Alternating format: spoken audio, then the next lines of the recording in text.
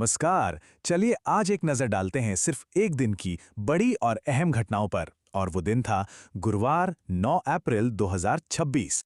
ये एक ऐसा दिन था जिसमें आप कह सकते हैं दो बिल्कुल अलग-अलग तस्वीरें देखने को मिली।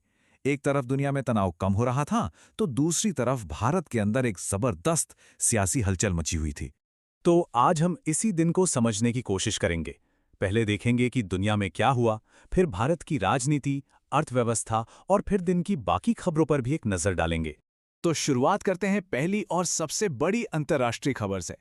देखिए, इस दिन की सबसे बड़ी कहानी थी अमेरिका और ईरान के बीच हुआ एक अहम समझौता।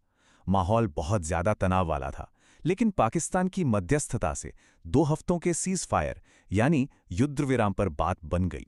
लेकिन यहां एक दिलचस्प मोड़ था।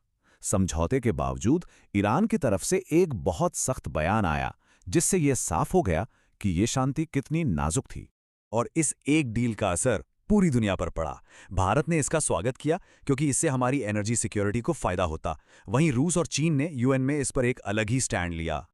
चलिए अब दुनिया की खबरों से सीधा भारत में आते हैं, जहां पूरा का पूरा फोकस लोकतंत्र के सबसे बड़े पर्व यानी चुनाव पर था। इस दिन 2 राज्यों और एक केंद्र शासित प्रदेश में कुल मिलाकर 296 विधानसभा सीटों के लिए वोटिंग शुरू हुई। और देखिए, हर चुनाव में दांव पर बहुत कुछ लगा था। केरल में एलडीएफ तीसरी बार सरकार बनाने की कोशिश में था, तो असम में बीजेपी हैट्रिक लगाने की फिराक में थी।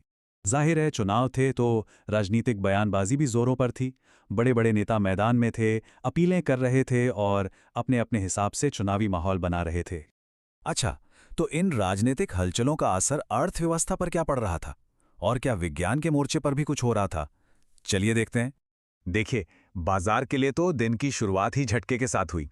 सेंसेक्स खुलते ही 500 पॉइंट नीचे चला गया और निफ्टी भी 24,000 के आसपास आ गया था। तो कुल मिलाकर आर्थिक तस्वीर ना मिली-जुली सी थी। एक तरफ पश्चिम एशिया में सीज फायर से तेल के दाम कम होने की उम्मीद थी, लेकिन निवेशक फिर भी सावधान थे। दूसरी तरफ एविएशन सेक्टर के लिए अच्छी खबर थी, लेकिन मॉनसून के कमजोर रहने की भविष्यवाणी ने एक चिंता जरूर बढ़ा दी थी। लेकिन बाजार के इस उतार चढ़ाव के बीच भारत ने विज्ञान के क्षेत्र में एक बहुत बड़ी कामयाबी हासिल की। और ये वाकई एक गर्व का पल था। कलपक्कम में भारत का एडवांस न्यूक्लियर रिएक्टर चालू हो गया। इसने क्रिटिकलिटी हासिल कर ली, मतलब ये देश के परमाणु कार्यक्रम में एक बहुत बहुत बड़ा कदम था। चलिए अब आखिर में देखते हैं कि इन बड़ी खबरों के अलावा देश दुनिया में और क्या कुछ चल रहा था जो हमारी जिंदगी से जुड़ा है।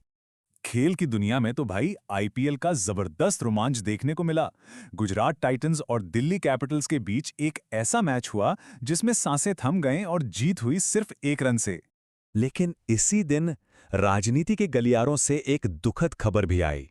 इंदिरा और राजीव गांधी के दौर की कद्दावर नेता मोहसिना किदवई का निधन हो गया। और देश भर में भी बहुत कुछ चल रहा था। कहीं कानूनी कार्रवाई हो रही थी, कहीं विकास की घोषणाएं, तो कहीं से दिल दहला देने वाली खबरें भी आ रही थी। तो सोचिए, सिर्फ एक दिन और इतनी सारी घटनाएं। एक तरफ दुनिया शांति की उम्मीद कर रही है, दूसरी तरफ देश अपना भविष्य चुन रहा है। 9 अप्रैल का ये दिन हमें यही याद दिलाता है कि हमारी दुनिया कितनी आपस में जुड़ी हुई है और कितनी पेचीदा है। और ये एक सवाल छोड़ जाता है कि आने वाला कल अपने साथ क्या लेकर आएगा। लेटेस्ट अपडेट्स के लिए सब्सक्राइब बटन दबा देना। मिलते हैं जल्दी, तब तक के लिए टेक केयर।